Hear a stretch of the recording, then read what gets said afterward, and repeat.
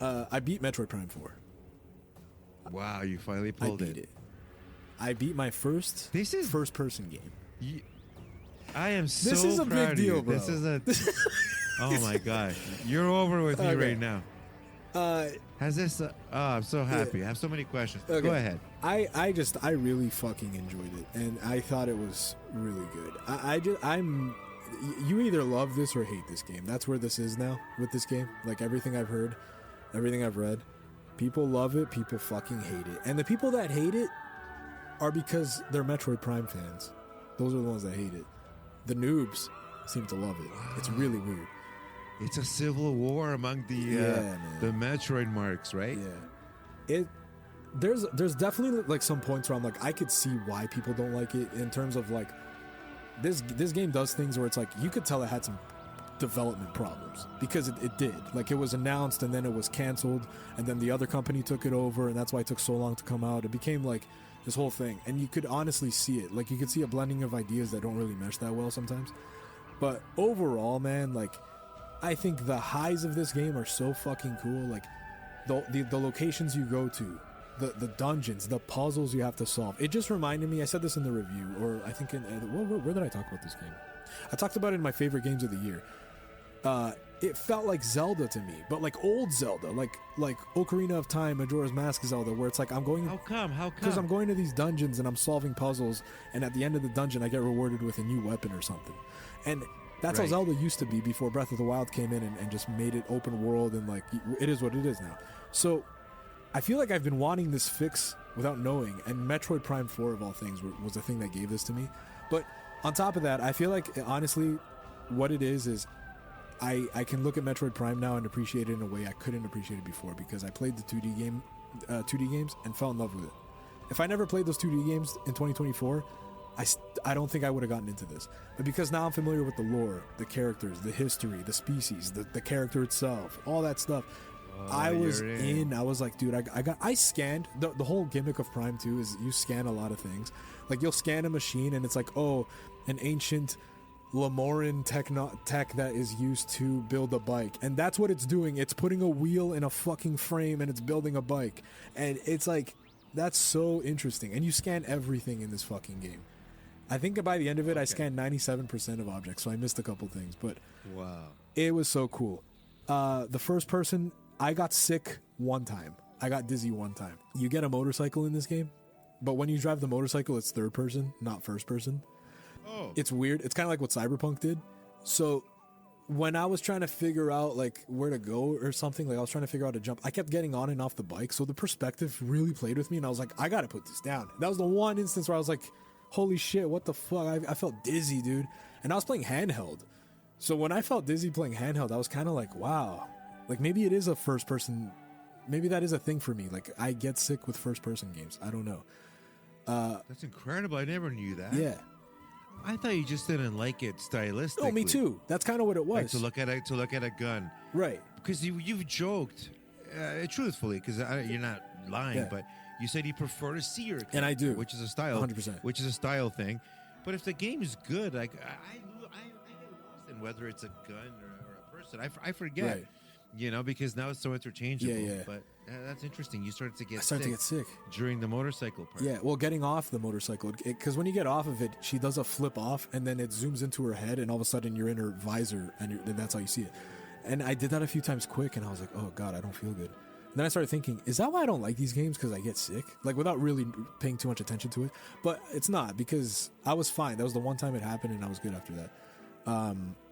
But yeah, I don't know. The worst thing about this game, straight up, is there's this huge desert that you traverse on the bike, and that desert interconnects all the locations in the game. And that's the part that feels really outdated. Like, this is an idea that is meant to be like a 2000s Nintendo game, not 2025. Right. It's just not good like that. What do you mean it was just empty? It's an empty fucking desert. And they created the empty desert to show the player just how vast and wide this place is. Yeah, but what's the point when there's nothing in it? Like, there's a couple things. Like, there's like 4 or 5 shrines that you will come across, and it'll take you underground, and you solve a puzzle and get something. And like sometimes there's enemies that'll attack you, but bro, it's literally an empty desert with no music. And to make it worse, they paywalled the music with an amiibo. So if you want to hear music in the desert, you got to buy the amiibo. Fuck you and your amiibo. Shove your amiibo fuck up your that. ass, you fucker. But whatever, it's fine. But the biggest sin of the game is the desert, and also the other biggest sin. Early on, they introduced this quest where it's like you need to get these green energy crystals and deposit them into this statue, and you're not really sure how important this is. But by the end of the game, they ask you, have you filled the statue with energy crystals? And if you haven't been fucking doing that, that's stupid. Oh, good God, it's a grind. So here's the thing. Based on early reviews, I knew to get on that as I was playing, so it wasn't too much of a hassle. So when you're in the desert and you're driving around, there's these green crystals that you smash into and collect. And that's the whole point of the desert. So I did that every time I went somewhere. I'd see a crystal, I'd go hit it, whatever, blah, blah, blah. So it wasn't too bad, but I still had to grind like maybe an hour at the end before I could finish the game to get more energy crystals, to deposit it, to get enough and whatever. So that's the bad part. The bad part of the game is the desert and the crystals, but everything else, the dungeon, the music is fucking fantastic. The dungeons are great. The puzzles are great. I love the characters. A lot of people hate this game also because of the side characters. Like, there's a lot of chattiness because Metroid Prime, you're supposed to be isolated. And in this case, it's like you meet this dude. The first guy you meet is like a nerd, and you'll be driving around the desert collecting energy crystals. And he's just like, hey, I don't know if you know this, but if you go to the lava temple, like, I think that's where you're supposed to go. I think there's something happening there. And it's like, that's like a sin for Metroid Prime people. It's like, no, I need to figure that out myself. Shut the fuck up. You know what I mean? But right. in my case, because I'm a noob to these games, I appreciated it because I don't like feeling lost like that. So it wasn't a problem for me. Dude, that's awesome. But yeah. I love it. That's a great point, man. Yeah. That's a really great point. I'm, I'll mention it in my thing, but no, that's a good point. So this is you love this one, eh? Would you find yourself playing this one again? Yeah, maybe. Yeah. Especially because now I know where, like, what to do more or less. And man, it's just cool. You get like electric and ice and fire missiles, and every time you switch your arm cannon to shoot those, like, it changes and like it forms into a different kind of cannon, and it's red all of a sudden, so you know that's the fire blaster, and it's like, fuck. Yeah. How does the controller feel? Oh, fantastic.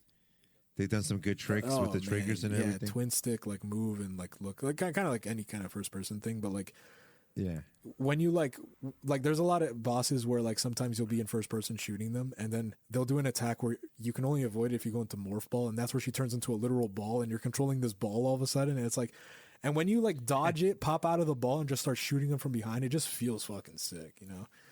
Right. But yeah, man, I don't know. This thing really changed my perspective on first-person games. My idea now to try to figure out, I don't think I'm interested in playing like fast first-person games, like where the point is like shooting, like Call of Duty, like you're just shooting and you're fucking go. This game is slow. Like, you're first person, but like the point isn't really to blast enemies. You do that, obviously, but I think the point is just to feel secluded in this world. You're by yourself. You're in her shoes. And you're trying to figure out what to do in this room. Like, how do I get out of this? The first game that came to mind was Indiana Jones. Indiana Jones is like, it's first person, but it's not. The point isn't to shoot. You take your time. It's an action game in first person mode. And I feel like I'd kind of enjoy that. The problem is I don't really like Indiana Jones like that, so I'm not like super inclined to check that out. But the fact that Metroid did this to me, man, like, holy shit. I am very surprised that I like this game. Because I was dreading it. Like, it's good that your girlfriend actually got me this game for Christmas because she got me in the Kringle. And no way. So the funny part is, okay, I didn't pay for it, eh? so I you know, that's a good thing. I won't be too bummed if I don't like it, but I turned out to love it. So Tuturmanas. But yeah, no, if I had to rate Metroid Prime 4, bro, like, if it wasn't for this desert and crystal thing that they did, like, I'd give it a 10, but I have to give it like a 9. Ooh. Yeah, I love it. Eddie, don't play the music. Oh, damn, the music. Just short of the Final Fantasy VII trumpet. So a 9 out of 10, that's a great score for this game, and I really am happy. I'm so proud of you for trying something, finishing your first-person shooter. It's like watching my baby take his first steps. Yeah.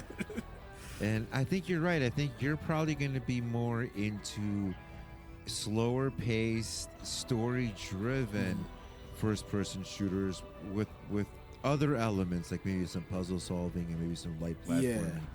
versus you're right. Let's take you here in like a Doom situation against 17 guys. I don't think the point can and be your shoot. only goal is to fight your way out. I don't think I could do that. But like, if you give me other things to do, I can appreciate it for sure.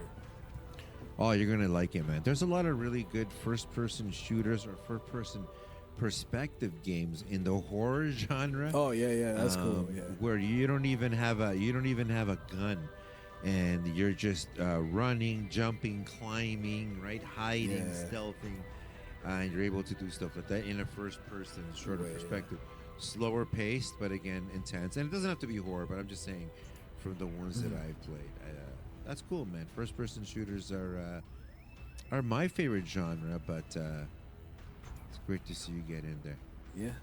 You fucking I'm dog. surprised I rolled credits, man. Trust me. When I did it, I felt like I didn't do it. Like, it's like there's no way I just finished this fucking game. But like, yeah, That's awesome. It was awesome. I loved it a lot. Now I'm inclined to go check out Metroid Prime 1 again and give that another try. Now that I'm like a different person, you know. So I'll do that this year at some point. And then Metroid Prime 2 comes out on the Switch Online, and I'll have that to look forward to. So yeah, we're good. We're doing good so far. If you guys like this video, be sure to check out the rest of the channel and consider subscribing. Go even further and subscribe to Podcast Fresh wherever you listen to your podcasts for new episodes every week.